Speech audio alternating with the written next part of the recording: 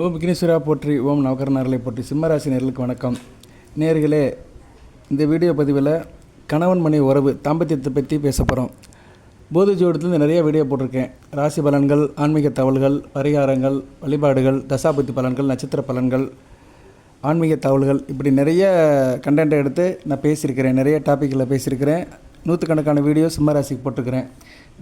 கிரகணங்களை பற்றியும் போட்டுக்கிறோம். சந்திர கிரகணம், சூரிய கிரகணம், அதுபோக மற்ற நிறைய தகவல்கள் போட்டுருக்கிறேன். நீங்கள் போதி ஜோதிடத்தில் போய் சிம்மராசின்னு போட்டாலே வரிசையாக வீடியோ வரும்.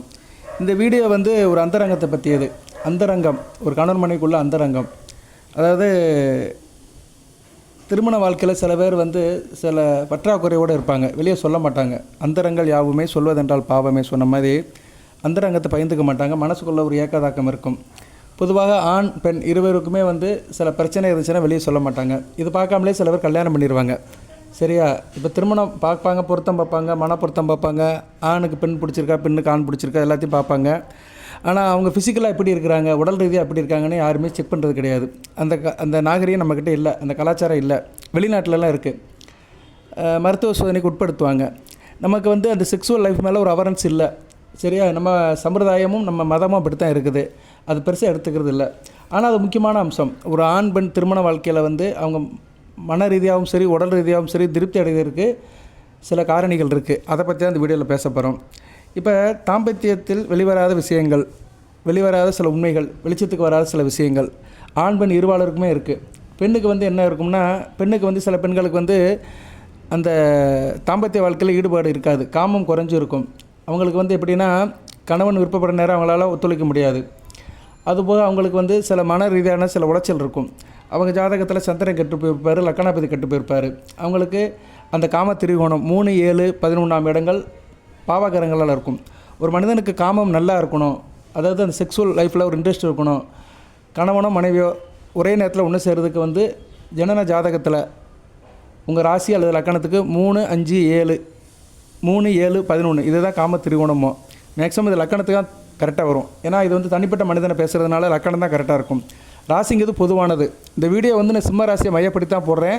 ஆனால் ஒரு தனி ஒரு மனிதன் ஜாதகத்தில் லக்கண ரீதியாக தான் பலன் இருக்கும். இப்போ நீங்கள் சிம்ம ராசி சிம்ம லக்கணம் உதாரணத்துக்கு சொல்கிறேன். ஏக ராசி ஏக லக்கணம்னா உங்கள் ராசிக்கு 3ஆம் இடம், 7ஆம் இடம், 11ஆம் இடம், துலாம், கும்பம், மிதுனம், இந்த 3 இடத்துல பாவகரங்கள் இருக்கக்கூடாது. இந்த 3 இடத்துல சுபகரங்கள் இருந்துச்சுன்னா நீங்கள் காமத்தில் நல்லா ஈடுபாடாக இருப்பீங்க. அந்த செக்ஸுவல் லைஃப் நல்லாயிருக்கும். அது இன்ட்ரெஸ்டிங்காக இருக்கும். அதில் விருப்பம் நல்லாயிருக்கும்.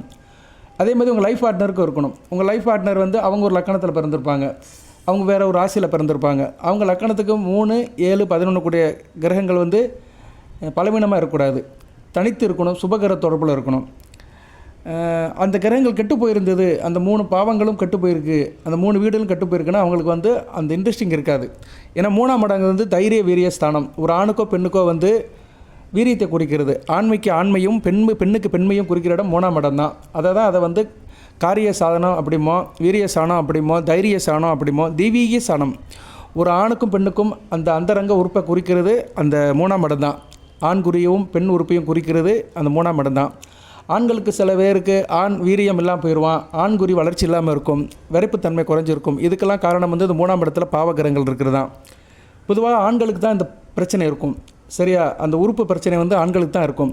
அவங்களுக்கு என்னென்னா, லக்கணத்துக்கு 3ஆம் இடத்துல பாவகிரகங்கள் இருக்கும், இல்லைனா அழிக்கிரகங்கள் இருக்கும். அழிக்கிரகங்கள்லாம் என்னென்னா, அது பரிபூர்ணமான ஒரு ஆண்மையை ஒரு ஆணுக்கு கொடுக்காது. இப்போ நான் ஆணை பற்றி பேசுகிறேன், பெண்ணுக்கு பின்னாடி வரேன். ஸோ ஒரு ஆணுக்கு பரிபூர்ணமான ஆண்மையை கொடுக்க முடியாத அழிக்கிரகங்கள் 3ஆம் இடத்தை ஆக்கிரமம் பண்ணியிருக்கும், பாப தொடர்பில் இருக்கும். அழிக்கிரகங்கள் மொத்தம் 3 கிரகங்கள் இருக்குது. சனி, புதன், கேது. சரியா? அந்த 3 கிரகங்களுமே அழிக்கிரகங்கள். அது ஆணும் கிடையாது, பெண்ணும் கிடையாது, அழிக்கிரகங்கள். இந்த கிரகங்கள் 3ஆம் இடத்துல தொடர்பு கொள்ளக்கூடாது. 3ஆம் இடத்துல இந்த கிரகங்கள் தொடர்பு கொண்டாலுமே இந்த கிரகங்கள் அலி நட்சத்திரம் வாங்கக்கூடாது. சரியா? அலி நட்சத்திரம் வாங்கிச்சுன்னா நல்ல விதமாக பார்க்கப்படாது. இப்போ நான் உதாரணத்துக்கு சொல்கிறேன். நீங்கள் சிம்ம ராசி மிதுன லக்கணம், மிதுன லக்கணத்துக்கு சிம்ம ராசி 3ஆம் இடம் வரும். இப்போ உங்கள் 3ஆம் இடத்துல 3 குடைவனே இருக்கிறார். யார்? சூரியன். உங்கள் ராசிநாதன் தான். ஏன்னா மிதுன லக்கணத்துக்கு 3 குடைவன் சூரியன் தான். சூரியன் உங்கள் ராசியில் இருந்தாருன்னா அமாவாசை அன்னைக்கு பிறந்திருக்கீங்கன்னு அர்த்தம். சரியா? ஆவணி அமாவாசை ஒட்டி பிறந்திருக்கீங்கன்னு அர்த்தம். அந்த சூரியன் மக நட்சத்திரத்தில் நிற்கக்கூடாது. ஏன்னா மக நட்சத்திரங்கிறது கேதுவி நட்சத்திரம், அலி நட்சத்திரம். முடிஞ்சு போச்சா? இதுதான் இங்கே பெரிய பிரச்சனை. இங்கே வந்து இந்த அமைப்பில் இருக்கிறவங்களுக்கு வந்து ஆண்மை குறைபாடு இருக்கும். அதுபோக சந்திரன் அங்கே வலுவளர்ந்துட்டார், சூரியன் லக்கணாபதியும் வலுவளர்ந்துருக்கிறார், அமாவாசை சந்திரன் கூட சேர்ந்து கேதுவின் சாரை வாங்கியிருப்பார். மிதுன லக்கணம் சிம்ம ராசி, உதாரணத்துக்கு இன்னொரு ஜாதகம் மிதுன லக்கணம் சிம்ம ராசி, சூரியன் 3ஆம் இடத்துல அலி நட்சத்திரத்தில் நிற்பார். இது நல்ல விதமாக பார்க்கப்படாது. அதுபோக ஒரு ராசிக்கு 7ஆம் இடம், 7 குடையவன் யார்? சனி பகவான்.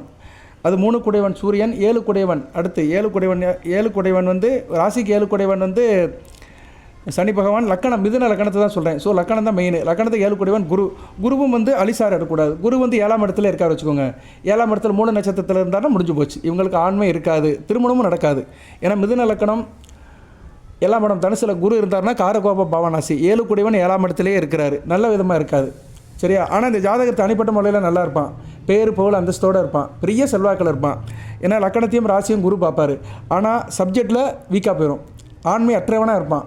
திருமண வாழ்க்கையினாலே அவனுக்கு எட்டிக்காயாக இருக்கும், திருமணமும் நடக்காது. திருமணம் நடந்தாலும் அது நிலச்சிருக்காது. ஏன்னா அந்த மிதுன லக்கணத்துக்கு சிம்ம ராசியில் பிறந்தாலுமே மிதுன லக்கணத்தில் பிறந்தவங்களுக்கு 7ஆம் இடத்துல குரு இருக்கக்கூடாது. காரகோப பாவனாசி 7 குடையவன் 7ஆம் இடத்துல இருக்கிறது. அதுபோக அவர் மூல நட்சத்திரத்தில் இருந்தாலும் முடிஞ்சு போச்சு. ஸோ காம திரிகோணத்தில் 2 இடம் அவுட் ஆயிடுச்சு. அந்த மிதுன லக்கணத்துக்கு 3ஆம் இடம் சிம்மத்தில் சிம்மாதிபதி கேது நட்சத்திரம், மக நட்சத்திரம். அடுத்து 7 கூடிய குரு வந்து மூல நட்சத்திரம்.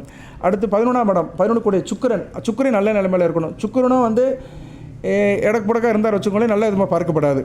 சரியா? சுக்கிரனும் சரியில்லை அப்படின்னா அவங்களுக்கு வந்து அந்த காம திரிவோணாதிபதி கிரகங்கள் வந்து மொத்தமாக அடி வாங்கிருச்சுன்னு அர்த்தம். சரியா நேர்களே? இப்போ வந்து உதாரணத்துக்கு சொல்கிறேன், சுக்கிரனும் வீக் ஆகிட்டார். மிதுன லக்கணத்துக்கு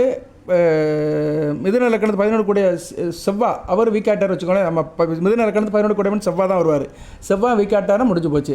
செவ்வாயும் மேசத்தில் இருக்கிறார், மேசத்தில் அசுபதி நட்சத்திரத்தில் இருந்தார்னா முடிஞ்சு போச்சு. ஸோ சிம்மராசியில் மிதுன லக்கணத்தில் பிறந்தவங்களுக்கு 3 கூடிய சூரியன் கேது நட்சத்திரத்திலையும், 5 கூடிய குரு கேது நட்சத்திரத்திலையும், 11 கூடிய செவ்வாயும் கேது நட்சத்திரம், இப்படி இந்த அமைப்பில் இருந்தாங்கன்னா அவங்களுக்கு வந்து ஆண்மை அற்றவனாக இருப்பான். சரியா? நிறைய பிரச்சனை இருக்கும். அதுபோல் லக்கணத்துக்கு ராசிக்கு 3ஆம் இடத்துல ராகு இருந்தாலுமே ஆண்குறி அந்தளவு வளர்ச்சியாக இருக்காது, சிறுசாக இருக்கும். அது அந்தளவுக்கு சாட்டிஸ்ஃபையாக இருக்காது. ஸோ இப்படி நிறையா சொல்லிட்டு போகலாம். ஸோ அந்த காம திரியோணுங்கிறது ரொம்ப முக்கியம். ஆணுக்கும் பெண்ணுக்கும் 3, 7, 11ஆம் இடங்களில் பாவக்கிரகம் இல்லாமல் இருக்கணும், சுபக்கிரகம் இருக்கணும். அப்படி பாவக்கிரகங்கள் இருந்தாலுமே அந்த கிரகங்கள் வந்து சுபக்கிரகங்களால் பார்வையில் இருக்கணும். இதெல்லாம் நீங்கள் பார்த்து தான் திருமணம் பண்ணணும். நிறைய பேர் இதெல்லாம் பார்க்குறதே இல்லை. உங்கள் ஜாதகத்தை செக் பண்ணிங்கன்னா இருக்கும். இன்றைக்கி இந்த குறைபாடில் இருக்கிறவங்க வெளி உலகத்துக்கு சொல்ல மாட்டாங்க. ஆணாக இருந்தாலும் சரி, பெண்ணாக இருந்தாலும் சரி, குறைபாடு இருக்கும். இந்த குறைபாடு இருந்தாலே உங்களுக்கு புத்திர சந்தானம் லேட் ஆகும். ஏன்னா திருப்தி அற்ற நிலையில் குழந்தை பிறக்காது. சரியா? ஆனால் சில பேருக்கு வந்து திருப்தியாக இருப்பாங்க, குழந்தை பிறக்காது. அதுக்கு வந்து 5ஆம் இடம் பாதிப்பு அடைஞ்சிருக்கும், 5ஆம் இடமும் 9ஆம் இடம் பாதிப்பு அடைஞ்சிருக்கும். கணவன் மனைவி உறவு நல்லா இருக்கும், திருப்தியாக இருக்கும், சந்தோஷம் பரிபூர்ணமாக கிடைக்கும், 2 பேரும் நல்லா உச்சம் தொடுவாங்க. ஆனால் அவங்களுக்கு வந்து அந்த குழந்தை பாக்கியம் இல்லாமல் இருக்கும். அது காரணம் வந்து 5ஆம் இடமும் 9ஆம் இடமும் 5 கூடியவனும் 9 கூடியவனும் குருவும் கெட்டு போயிருப்பாங்க. சரியா? கெட்டு போயிருந்தாங்கன்னா அவங்களுக்கு புத்திர பாக்கியம் உடனே கிடைக்காது. அப்படி புத்திர பாக்கியம் கிடைச்சாலும் பெண் வாரிசு தான் இருக்கும், ஆண் வாரிசு இருக்காது. ஒரு ஆணுக்கும் பெண்ணுக்கும் ஆண் வாரிசு தான் முக்கியம். ஏன்னா ஆண் வாரிசு தான் அனைத்து காரியத்தையும் பண்ணுவான். தாய் தப்பனுக்கு கர்மம் பண்ணுறது அவன் தான். பெண் வாரிசு வந்து அடுத்த வீட்டுக்கு போயிடுவா. அதனால் என்ன சொல்கிறேன்னா, பிள்ளை பெற்றுக்கிறங்கிறது வேறு, தாம்பத்திய வாழ்க்கையில் கணவன் மனைவி ஒருத்தருக்கு ஒருத்தர் உடல் உறவில் சந்தோஷம் அடைஞ்சிக்கிறது வேறு. சரியா? 2க்குமே வித்தியாசம் இருக்குது. சந்தோஷம் அடையவர் அனைவரும் பிள்ளை பெற்றுக்கிறது கிடையாது. சில பேர் சந்தோஷமே அடையாமல் இருப்பாங்க, ஆனால் குழந்தை பிறந்துடும். ஏன்னா அவங்களுக்கு வந்து இந்த 5, 9 கூடியவன் கரெக்டாக இருப்பார், எப்படியோ குழந்தைய கொடுத்துருவார். ஆனால் அவங்க தாம்பத்திய வாழ்க்கையில் ஒரு பற்றாக்குறையில் தான் இருப்பாங்க. சரியா? பரிபூர்ணமாக சந்தோஷம் அடையாமல் இருப்பாங்க. ஸோ 2மே இருக்குது. ஒன்று இருந்தால் ஒன்று இல்லைன்னு சொன்ன மாதிரி சில பேருக்கு ஒன்று இருக்கும், ஒன்று இருக்காது. சில பேருக்கு 2மே இருக்காது, சில பேருக்கு 2மே இருக்கும். 2மே இருக்கிறவங்க வாழ்க்கையில் பரிபூர்ணமாக திருப்தியாக இருப்பாங்க. நல்ல தாம்பத்தியம், கணவன் மனைவி சந்தோஷமாக இருக்கிறாங்க, ஒருத்தர் மனதாலும் உடலாலும் சந்தோஷமாக இருக்கிறோம், சரீர சுகம் இருக்குது. அது மாதிரி சந்தானமும் இருக்குது, புத்திர சந்தானமும் இருக்குது, பிள்ளைகளும் பெற்றுக்கிட்டோம். நாங்கள் 2 பேரும் சந்தோஷமாக இருந்தோம், பரிபூர்ணமாக சந்தோஷமாக இருந்தோம், ஒருத்தருக்கு ஒருத்தர் கெட் டுகெதராக இருந்தோம். அதே நேரத்தில் அதனுடைய பலன் எங்களுக்கு நல்ல குழந்தைகளும் பிறந்துச்சு, நல்ல விதமாக இருக்கும். இது வந்து பரிபூர்ணமான வாழ்க்கை. இது வந்து எல்லாத்துக்கும் அமையும், 100க்கு ஒரு 70% எல்லாத்துக்கும் அமையும். ஆனால் 30% பிரச்சனையில் இருக்கிறாங்க. அந்த 30% தான் 2 விதமான பிரச்சனையில் இருக்காங்க. பரிபூர்ணமாக சந்தோஷம் அடைஞ்சு குழந்தை பாக்கியம் இல்லாமல் இருப்பாங்க, சந்தோஷம் அடையாமலும் குழந்தை பாக்கியத்தில் இல்லாமல் இருப்பாங்க. சில பேர் சந்தோஷம் அடைஞ்சாலும் குழந்தை பாக்கியம் அவங்களுக்கு இருக்காது. சில பேர் சந்தோஷம் அடையாமல் இருப்பாங்க, மனதுக்குள்ளே ஏக்கம் இருக்கும், ஆனால் குழந்தை பிறந்துடும். ஏன்னா அவங்களுக்கு வந்து அந்த 5, 9ஆம் இடம் குரு நல்ல நிலைமையில் இருக்கிறதுனால குழந்தை பாக்கியத்தை கொடுத்துருவார். இதெல்லாம் நிறையா இருக்குங்க. இதை பற்றி இன்னும் நிறையா பேசலாம். சில பேருக்கு சலிப்பாக இருக்கும். இப்போ வந்து ஒரு 60 வயசுக்காரனுக்கு இந்த வீடியோ வந்து நல்லா இருக்காது. ஒரு 60 வயசு முதியவருக்கு வந்து ஆமாம் நானே கல்யாணம் ஆகி பிள்ளை பெற்றுட்டேன், பிள்ளை என்னை கவனிக்க மாட்டேங்கிறேன், இவனை ஏன்டா பெத்தோன் இருக்குது, இதில் வேறு இருந்தாலும் விளக்கம் கொடுத்துட்ருக்கிறேன், நோண்டி நொங்கு எடுத்துகிட்ருக்கிறேன் அப்படிம்பார். ஏன்னா அவருக்கு வந்து வாழ்க்கையெல்லாம் கடந்து வந்திருப்பார். இதெல்லாம் அவர் சர்வசாதாரண விஷயமா இருந்திருக்கும். சரியா நேர்களே? அதாவது எப்படின்னா, ஆற்று பக்கத்தில் இருக்கிறவனுக்கு தண்ணியை பற்றி தண்ணின்னு அருமை தெரியாது. ஏன்னா அவனுக்கு வந்து ஆற்று போகிறது தான் இருக்கான், தவிச்ச வாய்க்கு தண்ணி கிடைக்கும், அப்படி போய் மோரி குடிச்சிக்கலாம். சரியா? ஆனால் பாலைவனத்தில் இருக்கிறவனுக்கு தான் தண்ணியோட தாகம் தெரியும், தண்ணியோட அருமை தெரியும். பாலைவனத்தில் இருக்கிறவன், டெசர்ட்டில் இருக்கிறவன், ஒரு வனாந்தரத்தில் இருக்கிறவனுக்கு தான் தண்ணியோட அருமை தெரியும். சரியா? கடலில் போகிறவனுக்கு தான் குடி தண்ணியோட அருமை தெரியும். அவன் கடலில் போனாலுமே உப்பு தண்ணி எடுத்து குடிக்க முடியாது, தாகத்துக்கு ஒரு சொம்பு நல்ல தண்ணி வேணும். ஆனால் சுற்றி கடல் தண்ணி இருக்கும், ஆனால் குடிக்க முடியாது. அதுபோல தான் அந்த பற்றாக்குறை இருக்கிறவங்க, அந்த பிரச்சனையில் இருக்கிறவங்களுக்கு தான் அந்த பிரச்சனையுடைய அருமை தெரியும். ஒரு 30% ஆண் பெண்ணுக்கு இந்த பிரச்சனை இருக்குங்க. இது வந்து ஏற்றுக்கொள்ளப்பட வேண்டியதான், ஒத்துக்கொள்ளப்பட வேண்டியதான். பட் வெளி உலகத்துக்கு தெரிய மாட்டேங்குது. இதுக்கு சில பேர் மருத்துவ ரீதியாக போவாங்க, மருத்துவர் அணையை ஆலோசனை பெற்று அதை வந்து சரி பண்ணிடுவாங்க. வேத ஜோதிடத்திலும் இதுக்கு வழி இருக்குது. அதை பற்றி தான் இந்த வீடியோவில் நான் ஒன் பை ஒன்றா சொல்கிறேன் நான். ஸோ 3ஆம் இடம், 7ஆம் இடம், 11ஆம் இடம் ரொம்ப முக்கியம். காம திரிவோண இடங்கள் ரொம்ப முக்கியம். அதுபோக வந்து 8, 11, 11 சொல்லிட்டேன். 8, 12 ரொம்ப முக்கியம். 8ஆம் இடம் வந்து மறைபொருளை குறிக்கிறது. ஒரு ஆண் பெண் வந்து மறைவாக அவங்க சந்தோஷம் அடைகிறதுக்கு 8ஆம் இடம் ரொம்ப முக்கியம். 12ஆம் இடங்கிறது அயன சயன போகம், கட்டில் சுகம். அந்த கட்டில் சுகத்தை, தாம்பத்திய சுகத்தை கொடுக்குற இடம் 12ஆம் இடம். ஸோ 8, 12 அவங்களுக்கு வந்து நல்ல விதமாக இருக்கணும். 8ஆம் இடம் அவங்க 2 பேரும் தனிமையில் ஒன்று சேர்ந்து சந்தோஷம் அடையணும். ஸோ 8, 12 நல்லா இருக்கணும். ஸோ ஒரு ஆண் பெண் ஜாதகத்தில் 3, 8, 11, 12 இந்த 5 இடங்களும் நல்லா இருக்கணும். கெட்டு போகாமல் இருந்துச்சுன்னா அவங்களுக்கு திருமணமாகி டக்குன்னு குழந்தை பிறந்தோம், சந்தோஷமாகவும் இருப்பாங்க. வாழ்க்கையில் ரொம்ப நாளைக்கு அந்த தாம்பத்திய உறவில் இருப்பாங்க. அவங்களுக்கு அதை பற்றி எந்த சிக்கலும் இருக்காது, எந்த நெருடலும் இருக்காது, மனசாந்தியாக இருப்பாங்க. மனசாந்தியான என்ன, சாட்டிஸ்ஃபேக்ஷன், ஃபுல் சாட்டிஸ்ஃபேக்ஷனாக இருப்பாங்க. சரியா? நல்ல விதமாக பார்க்கப்படுகிறது.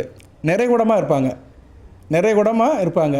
அது தழும்பாது, ஆசிலேஷன் ஆக மாட்டாங்க, சலனப்பட மாட்டாங்க, கரெக்டாக போவாங்க. வாழ்க்கை வந்து நேராக இருக்கும். அப்படி ஆணுக்கும் பெண்ணுக்கும் இருக்கணும்னா தாம்பத்திய வாழ்க்கையில் லக்கணத்துக்கு 3ஆம் இடம் தைரிய வீரிய ஸ்தானம், 7ஆம் இடம் கலஸ்தர ஸ்தானம், 8ஆம் இடம் அட்டமஸ்தானம், 11ஆம் இடம் லாபஸ்தானம், 12ஆம் இடம் அயனஸ்தானம், அயன சயன போகஸ்தானம். ஒரு மனிதனுக்கு அயன சயனம் இருந்தால் தான் போகம் நல்லா இருக்கும். போகம்னா என்ன? நம்ம வந்து அனுபவிக்கிறது, மனைவிக்கிட்ட கணவன் அனுபவிக்கிறது, கணவன்கிட்ட மனைவி அனுபவிக்கிறது, சந்தோஷம். சரி, அதைத்தான் போகம்னு சொல்கிறது. விளைச்சல்னு அர்த்தம். சொல்கிறாங்களே 3 போகம் விளைஞ்சிருச்சு அப்படிங்கிறாங்க. அப்படின்னா என்னென்ன அர்த்தம்? நல்லா போகம் ஆயிடுச்சு, நல்லா உற்பத்தி ஆயிடுச்சுன்னு அர்த்தம். விளைச்சல்லாம் என்ன? உற்பத்தி. 3 போகம் சொல்கிறாங்களே, நெல் 3 போகம் விளைஞ்சிருச்சுங்க, பஞ்சம் இல்லைங்க அப்படிம்பாங்க. ஸோ அப்படின்னா என்ன அர்த்தம்? அந்த நல்லா தண்ணி வந்துச்சு, ஆற்றுல நல்லா தண்ணி வந்துச்சு, வயலுக்கு பாய்ச்சணும், நெல் நல்லா விளைஞ்சிருச்சு அப்படின்னு சொல்கிற மாதிரி தான். அந்த விளைச்சலுங்கிறது என்ன? குழந்தை பாக்கியம்னு அர்த்தம். சரியா? இப்படி நிறைய இருக்குது. நிலம்ங்கிறது பெண், நீருங்கிறது ஆண், விளைச்சலுங்கிறது குழந்தை. சரியா? இவ்வளோ தான். அந்த நிலம் நல்லா இருக்கணும். அந்த நிலத்துக்கு நேரத்துக்கு தண்ணி கரெக்டாக பாஞ்சிச்சின்னா அந்த விளைச்சல் அமோகமாக இருக்கும். நல்ல ஒரு விளைச்சல், நல்ல குழந்தை பிறக்கும், வாழ்க்கையும் நல்லாயிருக்கும். ரைட் நேர்களே, உதாரணத்தை இத்தோடு நிப்பாட்டிக்கிடுவோம். இன்னும் சிறிய தகவல் இருக்குது, அதையும் சொல்கிறேன், பொறுமையாக கேளுங்க. பிடித்தவர்கள் லைக் பண்ணுங்கள், சப்ஸ்கிரைப் பண்ணுங்கள். இன்னும் இது மாதிரி நிறையா வீடியோ இருக்குது. நாட் ஓன்லி இந்த தாம்பத்தியம், இன்னும் நிறையா இருக்குது. தனி மனித கணவன் மனைவி உறவில் இன்னும் நிறையா இருக்குது. ஒவ்வொரு உறவுக்கும் சொல்லலாம். கணவன் மனைவி இருப்பாங்க, அவங்க குடும்ப உறவு எப்படி இருக்கும், மாமனார் மாமியார்கிட்ட எப்படி ஒத்துப்போவாங்க, குழந்தைகிட்ட எப்படி ஒத்துப்போவாங்க, அவங்க வாழ்க்கையில் அக்கம் பக்கத்தில் எப்படி இருப்பாங்க, இப்படி ஒவ்வொரு உறவு முறைக்கும் நம்ம வந்து வீடியோ போடலாம். கிரக நிலைகள் அதுக்கு வந்து இருக்குது. கிரக நிலைகள் அமைப்பு இருக்குது, ஜாதக அமைப்பு இருக்குது, ஜாதகத்தில் கிரகனுடைய சாதக பாதங்கள் இருக்குது. இப்படி நிறைய சூட்சுமங்கள்லாம் வேத ஜோதிடத்தில் இருக்குது. இப்போ நம்ம வந்து ஆணை பற்றியும் பெண்ணை பற்றியும் ஓரளவு சொல்லிட்டோம், பொதுவாக சொல்லிட்டோம். இப்போ வந்து அடுத்த ஆணுக்கும் பெண்ணுக்கும் என்ன பிரச்சனை இருந்தால் அந்த தாம்பத்தியத்தில் குறைபாடு இருக்கும், அதையும் சொல்கிறேன், பொறுமையாக கேளுங்க. முதல்ல பெண்ணுக்கு எடுத்துக்கிறோம். பெண்ணுக்கு வந்து பெரிய குறைபாடு என்னென்னா, சில பெண்கள் வந்து பீரியட்ஸ் கரெக்டாக இருக்காது. சரியா? முன்ன பின்ன தள்ளி போகும். அதுக்கு வந்து காரணம் இருக்கும். செவ்வாயும் சுக்கிரனும் நல்ல நிலைமையில் இருக்க மாட்டாங்க. செவ்வாய் சுக்கிரன் தங்களுக்குள்ளே சஷ்டாசமாக இருப்பாங்க. செவ்வாய் சுக்கிரன் கெட்டு போயிருந்தாங்கன்னா அவங்களுக்கு பீரியட்ஸ் ஒன்றா இருக்காது. சரியா? அதை வந்து ஜாதகத்தில் பார்த்துக்கணும். அது போக வந்து சில பெண்களுக்கு வந்து கர்ப்பப்பை பிரச்சனை இருக்கும். கர்ப்பப்பை பிரச்சனை இருந்தாலுமே அவங்களுக்கு வந்து குழந்தைய தாங்கி வைக்கிற பவர் இருக்காது. சரியா? அதுதான் பெண்களுக்கு மேக்ஸிமம் இருக்கும். அதுபோல் 3ஆம் இடம் கெட்டு போச்சுன்னா அந்த செக்ஸுவல் லைஃப்பில் ஒரு இன்ட்ரெஸ்ட் இருக்காது. 3ஆம் இடம் தான் ஆர்வத்தை கொடுக்குற இடம். சரியா? 3ஆம் இடம் ஆக்டிவானால் தான் 7ஆம் இடம் சேரும். 7ஆம் இடங்கிறது வந்து சேர்ற இடம், இணக்கம், இன்டகிரேஷன். 3ஆம் இடங்கிறது வந்து அந்த வெறியை கொடுக்குற இடம், ஸ்பிரிட்டை கொடுக்குற இடம். 7ஆம் இடம் சேர்ற இடம். 11ஆம் இடம் அந்த சந்தோஷத்தை கொடுக்குற இடம். 11ஆம் இடம் லாபஸ்தானம்.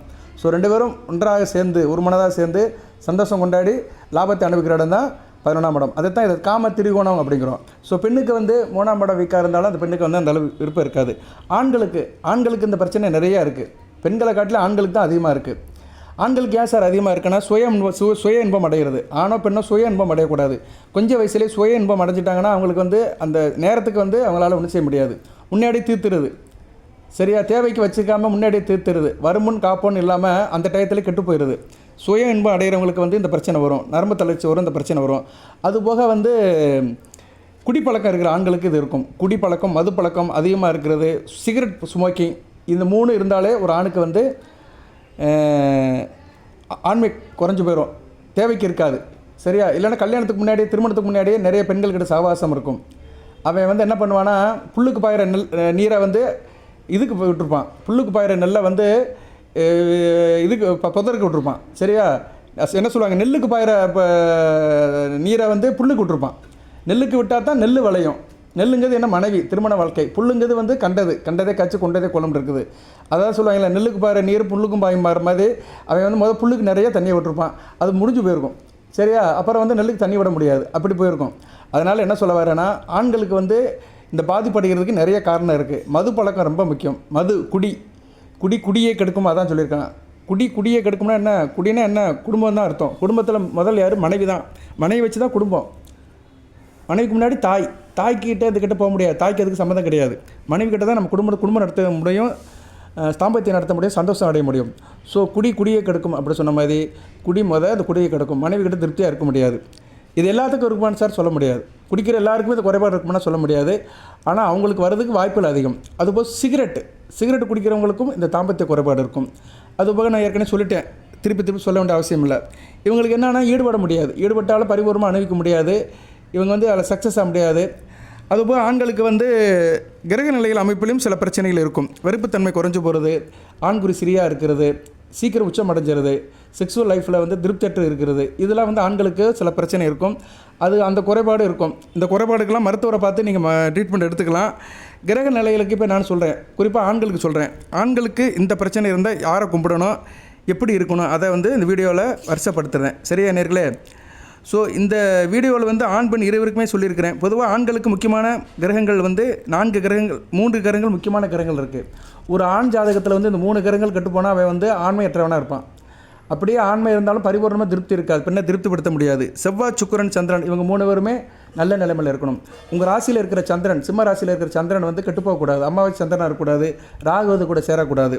அதே நேரத்தில் சுக்கிரனும் செவ்வாயும் கெட்டுப்போகக்கூடாது. சரியா, இந்த 3 கிரகங்களும் நல்ல நிலைமையில் இருந்துச்சுன்னா கண்டிப்பாக அவங்களுக்கு வந்து காரணம் நல்லாயிருக்கும். ஏன்னா செவ்வாய் வீரியம், தைரியம், உடல் வலிமை 3ஐயும் குறிக்கிறவர். வீரியத்தை குறிக்கிறவர் அவர் தான், அந்த எழுச்சியை குறிக்கிறவர். அடுத்து தைரியம், அடுத்து உடல் வலிமையாக இருந்தால் தான் அந்த செக்ஸுவல் லைஃப்பில் பரிபூர்ணமாக இன்பம் அடைய முடியும்.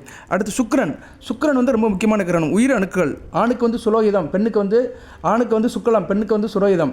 ஸோ ஆணுக்கு வந்து அந்த சுக்லத்தை கொடுக்குறவர், உயிரணுக்கள், இனப்பெருக்க சக்தி, ஹார்மோன், இதெல்லாம் கொடுக்குறவர் சுக்கிரன் தான். சுக்கிரன் சரியில்லைன்னு வச்சுக்கோங்களேன், ஹார்மோனுடைய சமநிலை நல்லா இருக்காது. ஹார்மோன்கள் வந்து சமநிலையில் இருக்காது, அந்த ஹார்மோன்கள் வந்து ஈவனாக இருக்காது, அது பலவீனமாக இருக்கும். சரியா, 100 இருக்குன்னு வச்சுக்கோங்களேன், 60 கெட்டு போயிருக்கும், 40 தான் நல்லாயிருக்கும். அப்படி இருக்கக்கூடாது, சமநிலையாக இருந்தாச்சா சீக்கிரம் வந்து கருத்தரிக்க முடியும், சந்தோஷத்தை அனுபவிக்க முடியும். அடுத்து சந்திரன் ரொம்ப முக்கியமான கிரகம், மனகாரகன், மன அமைதி இருக்கணும். சரியா, உணர்ச்சிவசப்படுறது.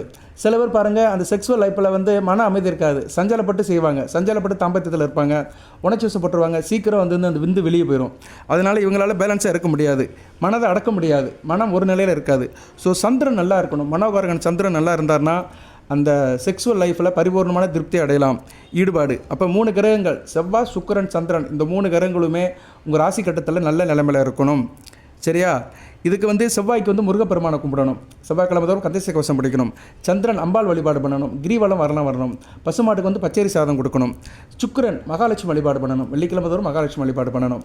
சரியா, அதனால் நீங்கள் வந்து வாரம் ஒரு தடவை வந்து செவ்வாய்க்கிழமை சிவன் கோயிலுக்கு போகணும், வெள்ளிக்கிழமை பெருமாள் கோயிலுக்கு போகணும். இந்த குறைபாடு இருக்கிறவங்க, வெளியே என்னால் சொல்ல முடியல, மருந்து மாத்திரை சாப்பிட்றேன் சார், இருந்தாலும் தீரமாட்டிக்கு பிரச்சனை இருக்குது அப்படிங்கிறவங்க வெள்ளிக்கிழமை பெருமாள் கோயிலுக்கு போங்க, செவ்வாய்க்கிழமை சிவன் கோயிலுக்கு போங்க. சரி, அங்குள்ள சாமியெல்லாம் கும்பிட்டு வந்தீங்கன்னா பிரச்சனை தீரும். அதுபோக வந்து சுகமான வாழ்க்கைக்கு நான் ஏற்கனவே சொல்லிட்டேன் நான். சரியா, இந்த 3 கிரகங்களும் நல்லபடியாக இருக்கணும். அதுபோக இந்த பாவங்கள், இந்த கிரகங்கள் வந்து சனி அல்லது சர்ப்ப கிரகங்களோட தொடர்பில் இருக்கக்கூடாது. செவ்வாய், சுக்கிரன், சந்திரன் இந்த 3 கிரகங்களுமே, சனி, ராகு கேது கூட தொடர்பில் இருக்கக்கூடாது. அதுபோல் இந்த கிரகங்களுக்கு 6ஆம் அதிபதி தொடர்பு இருக்கக்கூடாது. 6ஆம் அதிபதி கெட்ட கிரகம், சரியா, ரணருண ரோக சனாபதியோட தொடர்பு இருக்கக்கூடாது. அப்படி தொடர்பு இருந்துச்சுன்னா தன்னம்பிக்கை போயிடும், சரியா, தாழ்வு மனப்பான்மை இருக்கும், மன அழுத்தம் இருக்கும், அதிக கோபம் வரும். அதனால் ஆண்மை குறைவு வந்துடும். ஆண்களுக்கு அதிக கோபப்படக்கூடாது. ஆண்கள் வந்து ரொம்ப பொறுமையாக இருக்கணும். சில பேர் ரொம்ப கோவப்படுவாங்க, எடுத்ததுக்கெல்லாம் டென்ஷன் ஆவாங்க, பதட்டப்படுவாங்க, சின்ன விஷயத்துக்கெல்லாம் பெருசாக நர்வஸ் ஆவாங்க, பதட்டம் எடுப்பாங்க. அவங்களுக்கெல்லாம் அந்த பிரச்சனை இருக்கும். ஏன்னா இந்த ஆண்மை குறைபாடுக்கு வந்து சுக்கிரன் நல்ல நிலைமையில் இருக்கணும். ஏற்கனவே சொல்லிட்டேன், சுக்கிரன் சனி அல்லது சுக்கிரன் ராகு, சுக்கிரன் கேது சேர்க்கை இருந்தாலும் இந்த பிரச்சனை வரும். உயிரணுக்களுடைய எண்ணிக்கை குறையும், ஹார்மோன் குறைபாடு இருக்கும். அதுபோக வந்து செவ்வாய் அல்லது சனி அல்லது செவ்வாய் அல்லது கேது இருந்தால் ரத்தத்தில் வீரியம் குறையும். ஸோ ரத்தத்தை பற்றி தான் சொன்னேன் நான். ரத்தத்தில் கோபப்படுறவங்களுக்கு வந்து ரத்தத்தில் வீரியம் குறையும். ஏன்னா ரத்தம்ங்கிறது செவ்வாய் தான். அந்த செவ்வாய் ரத்தம் வந்து அதிகமாக கோவப்படுறதுனால ரத்த ஓட்டம் வந்து வேகமாக இருக்கும். அதனால் வீரியத்தன்மை குறைஞ்சி போயிடும். சரியா நேர்களே? அதனால் இந்த 3 கிரகங்களும் நல்ல நிலைமையில் இருக்கணும். செவ்வாய், சுக்கிரன், சந்திரன், இந்த 3 கிரகங்களுமே சுபத்துவ நிலையில் இருந்துச்சுன்னா இந்த பிரச்சனை இருக்காது. இந்த கிரகங்கள் வந்து சனி, ராகு, கேது, இந்த பாவ கிரகங்கள், மாந்தி இது கூட சேர்ந்து இருந்துச்சுன்னா அந்த உயிரணுக்களும் கெட்டு போகும். சுக்கிரன் கெட்டு போயிட்டாருன்னா உயிரணுக்கள் ஹார்மோன்ஸ் கெட்டு போயிடும். செவ்வாய் கெட்டு போயிட்டாருனா ரத்த ஓட்டம் கெட்டு போயிடும். ரத்த ஓட்டத்தில் அதிகமாக இருக்கும். சீக்கிரம் உணர்ச்சி வசப்பட்டுருவாங்க. சரியா, உணர்ச்சி வசப்பட்டு உச்சம் அடைஞ்சு பொத்துன்னு கீழே விழுந்துருவான். அந்த பெண்ணு திருப்தி அடையாமல் இருக்கும். இங்கே தான் பிரச்சனை நிறைய வரும். அடுத்து வந்து நான் ஏற்கனவே சொன்ன 3ஆம் பாவத்தில் பாவகிரகங்கள், அழிக்கிரகங்கள் இருக்கக்கூடாது. புதன், சனி, கேது இருந்துச்சுன்னா நல்ல விதமாக பார்க்கப்படாது. இப்படியே நிறைய சொல்லிட்டு போகலாம் நேர்களே. இப்படி இருந்தும் செவ்வாய், சந்திரன், சுக்கிரன் இந்த 3 கிரகங்களுக்கு குரு பார்வை இருந்துச்சுன்னா ஓரளவு நியூட்ரல் ஆகும். சரியா, இந்த 3 கிரகங்களுக்குமே குரு பார்வை இருந்துச்சுன்னா அனைத்தும் நிவர்த்தி ஆகும். குரு பார்க்க கோடி நன்மை. இது வந்து உங்கள் ஜாதகத்தில் தான் காட்ட முடியும்.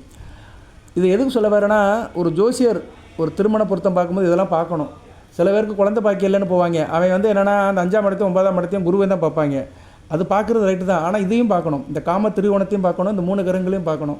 நிறைய இருக்குது. இதெல்லாம் பார்த்தா தான் அவங்க குழந்தை பிறத்துக்கு தகுதியானவங்களாக பார்க்க முடியும். அவங்க குழந்தை பிறக்கலாம் பார்க்க. ஆனால் அதுக்கு முன்னாடி ஒரு இது இருக்குது. சரியா, அதுக்கு முன்னாடி இருக்கிறது தான் இந்த தாம்பத்திய வாழ்க்கை. ஈருடல் ஓர் உடலாக இணையிறது.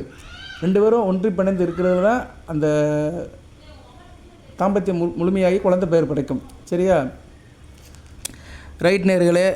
அதுபோல் மர்மஸ்தானம் 8ஆம் இடம் வந்து வலுவாக இருக்கணும். சரியா, குழந்தை பாக்கம் பிறக்கிறதுக்கு வந்து 8ஆம் இடம் வந்து நல்லா இருக்கணும். 8ஆம் இடம் வலுவாக இருந்தால் தான் குழந்தை பாக்கியம் சீக்கிரம் கிடைக்கும். அதுபோல் 8ஆம் இடத்துல வந்து பாப தொடர்பு இருக்கக்கூடாது. இப்போ நீங்கள் வந்து சிம்ம ராசி, சிம்ம லக்கணம், ஏக ராசி, ஏக லக்கணம். 8ஆம் இடம் என்ன? மீனம். மீனத்தில் வந்து சனி, செவ்வாய் இருக்கக்கூடாது, தொடர்பு இருக்கக்கூடாது. சுக்கிரன் அங்கே இருக்கக்கூடாது. சுக்கிரன் இருந்தால் உச்சமாக தான் இருப்பார். ஆனால் சுக்கிரன் வந்து ராகு கூட சேரக்கூடாது, செவ்வாய் கூட சேரக்கூடாது. சுக்கிரன் வந்து கெட்டு போகக்கூடாது. அவர் உச்சமானாலுமே அவர் கெட்டு போகக்கூடாது. அதுபோக சனி, புதன் அழிக்கிரகங்கள் இருக்கக்கூடாது. சனியும் புதனும் வந்து 8ஆம் இடத்துல இருந்தோம்னா அவங்களுக்கு வந்து அந்த மர்மஸ்தானம் டிஸ்டர்ப் ஆயிருக்குன்னு அர்த்தம். சூரியன், சுக்கிரனும் சேரக்கூடாது. 8ஆம் இடத்துல சூரியன் உங்களுக்கு உச்சமாவார். சிம்மராசி, சிம்ம லக்கணத்துக்கு 8ஆம் இடத்துல சூரியன் சுக்கிரன் உச்சமாவார். அந்த சுக்கிரன் உச்சமானாலுமே உங்கள் ராசிநாதன் அங்கே போய் இருக்கக்கூடாது. சூரியன் இருந்தார்னா சூரியனை வந்து சுக்கிரனை அஸ்தமனப்படுத்திடுவார். சரியா, ஸோ சுக்கிரன் வலு விழுந்துருவார். ஸோ இப்படி பிரச்சனை இருந்தாலுமே 8ஆம் இடம் கெட்டு போகும். சரி சார், இப்போ இதுக்கு என்ன சார் மருந்து, ரெமெடி என்ன அப்படின்னா, நான் சொன்ன வழிபாடை பண்ணுங்கள். கோயில் குளத்துக்கு போயிட்டு வாங்க. அதுபோக டாக்டரை பாருங்கள். ரத்தத்தில் வலிமை குறைஞ்சி போச்சு, அப்படி செவ்வாய் சனி சேர்ந்துருந்தாங்கன்னா ரத்தத்தில் வலிமை குறைஞ்சி போயிடும். சில பேருக்கு செவ்வாய் சனி வந்து 2, 4 4ஆம் இடத்துல இருந்தாங்கன்னா சுகம் கட்டு போயிடும். செவ்வாய் சனி 4ஆம் இடத்துல இருந்தாங்கன்னா அவங்களுக்கு வந்து ஹியூமோகுளோபின் பிரச்சனை இருக்கும், ரத்தத்தில் பிரச்சனை இருக்கும்.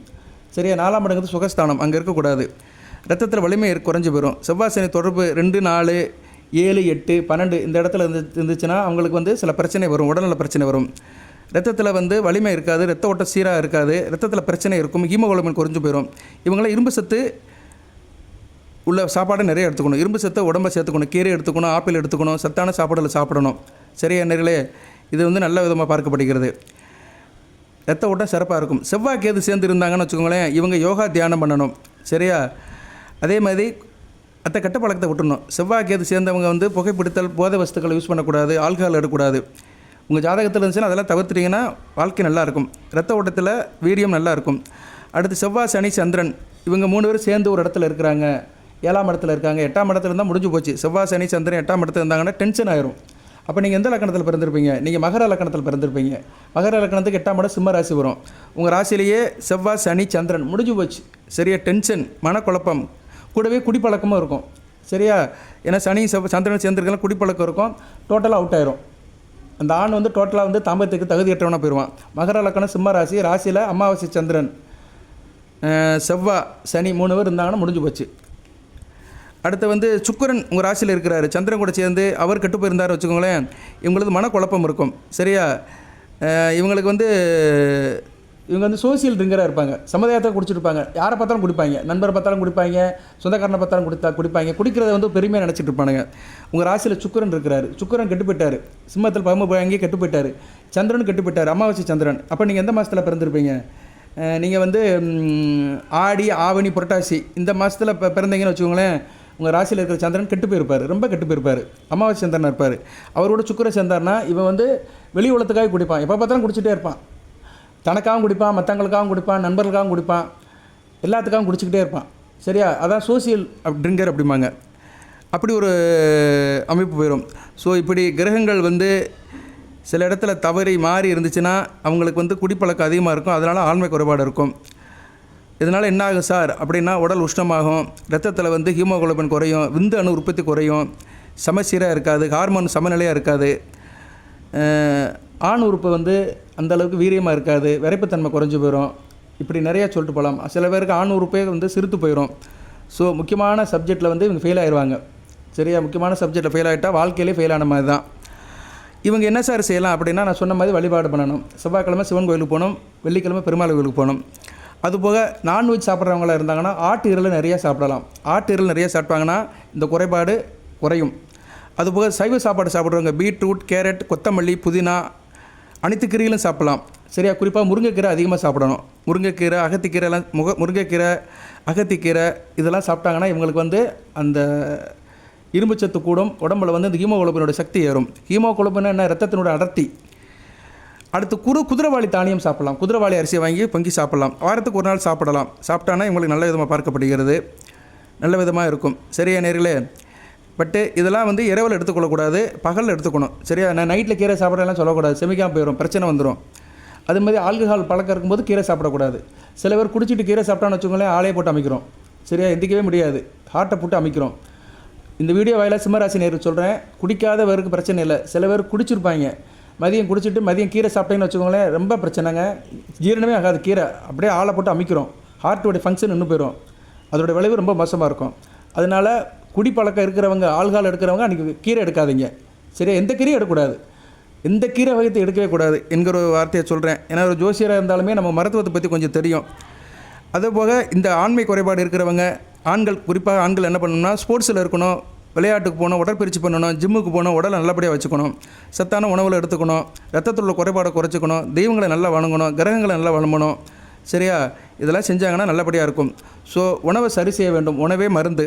சரியான உணவு பழக்கம், ஒழுக்கமான உடற்பயிற்சி, மன அமைதி, தேவையான மருத்துவ ஆலோசனை 4மே இருக்கணும். அதாவது எப்படின்னா, உணவு பழக்க வழக்கம், உடற்பயிற்சி, மன அழுத்தத்தை குறைக்கணும், மன அமைதி, யோகா தியானம் பண்ணணும், அதே மாதிரி மருத்துவ ஆலோசனை இருக்கணும். டாக்டர் கொடுக்குற மருந்து மாத்திரை சாப்பிட்டு இருந்தீங்கன்னா கண்டிப்பாக இந்த பிரச்சனையெல்லாம் சீர் செய்யப்படும். இதெல்லாம் ஒரு கம்ப்ளைண்ட் தான், இது வந்து டிசீஸ் கிடையாது. ஆண்மை குறைபாடு தான் சொல்கிறாங்க. குறைபாடு என்னென்னா கம்ப்ளைண்ட். அந்த குறையை நம்ம சரி பண்ணிட்டோம்னா அது நிறைவாயிரும். ஸோ இதெல்லாம் குறைபாடு தான். ஸோ ஆண்மை குறைபாடு, பெண்மை குறைபாடு. இன்றைக்கி இப்படிலாம் குழந்தை பிறக்கிறாங்க, வாடகை தாயை வச்சு கூட குழந்தை பத்துக்கிறாங்க, விந்தனை எடுத்து வேற ஒரு தாய் கூட கொடுத்து கூட குழந்தை பத்துக்கிறாங்க. இன்றைக்கி மருத்துவம் வளர்ந்துருச்சு, காசு பணம் இருந்துச்சுன்னா இதை பற்றி கவலையே பட வேண்டாம். ஆனால் ஒரு மனிதனுக்கு தனிப்பட்ட சுகம்னு ஒன்று இருக்குல்ல, செல்ஃப் சாட்டிஸ்ஃபேக்ஷன். என்ன தான் இருந்தாலுமே அவன் இயற்கையாக ஒரு சந்தோஷத்தை அனுபவிக்கிறதுக்கு வந்து ஒன்று இருக்குது. நம்ம சாப்பிட்டா தான் நமக்கு அந்த சாப்பாட்டோடைய ருசி தெரியும். அடுத்தவன் சாப்பிட்டா ருசி தெரியாது, அடுத்தவன் சாப்பிட்றத பார்த்துக்கிட்டே இருக்கலாம். நீங்கள் வந்து ஒரு லட்டை எடுத்து சாப்பிட்டா தான் அந்த லட்டுனுடைய சுவை உங்களுக்கு என்னென்னு தெரியும். அதுபோல தான் லட்டு சாப்பிட்றவனை பார்த்தோம்னா அவன் லட்டு சாப்பிட்றான்னு தெரியும் வழிய, நம்ம லட்டை சாப்பிட்டா தான் லட்டுனுடைய சுவை தெரியும். அதுபோல் நீங்கள் தகுதியானவளாக இருந்தால் தான் அந்த உடல் சுகத்தை பரிபூர்ணமாக அனுபவிக்க முடியும் என்ற ஒரு நல்ல வார்த்தையை சொல்லிட்டு இந்த வீடியோ நிறைவு பண்ணுறேன். 30 நிமிஷம் பேசியிருக்கிறேன். இந்த வீடியோ ஒரு நல்ல நோக்கத்துக்காக தான் போடப்பட்டது. நான் ஒரு ஆன்மீகவாதி, ஒரு சிறந்த ஆன்மீக பற்றாளன், வேத ஜோதியத்தை நன்கு ஓரளவு இறைவன் அருளால் ஓரளவு சொல்லுவேன். நம்ம வீடியோ பார்க்குறவங்களுக்குலாம் தெரியும். நான் இந்த சப்ஜெக்டை ஏன் ஓப்பன் பண்ணேன்னா, எனக்கு நிறைய பேர் ஜாதகம் அனுப்பும்போது இந்த குறைபாடெல்லாம் சொல்கிறாங்க. சரியா? நிறைய பேர் குழந்தை பாக்கியம், 2 பேருக்கு சண்டை சச்சரவு வருது, இந்த பிரச்சனையெல்லாம் இருக்குதுன்னு வரும்போதுனால தான் இந்த வீடியோவை பொது வழியில் போடுவோம் அப்படின்னு போடுறேன். இதுக்கு முன்னாடி தனுசு ராசிக்கு போட்டேன், இப்போ சிம்ம ராசிக்கு போட்டிருக்கிறேன். இதில் எதுவும் சந்தேகம் இருந்துச்சுன்னா நீங்கள் கேட்கலாம், பொதுவான சந்தேகத்தை கேட்கலாம். மற்றபடி வேறு எதுவும் இருந்துச்சுன்னா ஜாதகத்தை தான் பார்க்கணும். அந்த ஆண் பெண் இருவர் ஜாதகத்தை பார்த்தா தான் எந்த கிரகங்கள் வீக்காக இருக்குது, எந்த கிரகங்கள் எந்த இடத்த தொடர்பு கொண்டிருக்கு, அதுக்கு என்ன வழிபாடு பண்ணலாம், என்ன பரிகாரம் பண்ணலாம்னு சொல்ல முடியும். ஸோ இது வந்து தனிப்பட்ட ஜாதக சம்மந்தப்பட்டதான், பொதுவான தகவல் இல்லை. ஆனால் இந்த தகவலும் இருக்குது நாட்டில். வந்து இது வந்து இந்த இந்த விஷயத்துக்கு மெஜாரிட்டி கிடையாது. 100க்கு 30% இருக்குது, மெஜாரிட்டியாக இல்லை. இருந்தாலும் இதுவும் தேவையானது தான். அறுசுவையில் கசப்புன்னு ஒன்று இருக்குது, சரியா? அது மாதிரி தான் இது கசப்பான விஷயந்தான். ஆனால் இது உண்மை வந்து கசக்கும் என்ற வார்த்தையை சொல்லி வீடியோ நிறைவு பண்ணுறேன். வாழ்த்துக்கள். எல்லாம் வல்ல இறைவன் சிம்மராசி நேயர்களுக்கு, மகம் பூரம் உத்திர நட்சத்திர நேயர்களுக்கு சில சௌபாகியத்தையும் சில ஐஸ்வர்யத்தையும் சில நன்மையிலும் கொடுப்பார். அனைத்து நலங்களை வளங்களை பெற்று தேக ஆரோக்கியத்துடன் தீர்க்காயலுடன் நீடுவோடி வாழ்க, நிறைந்த வளம் பெறுக. நன்றி நேயர்களே.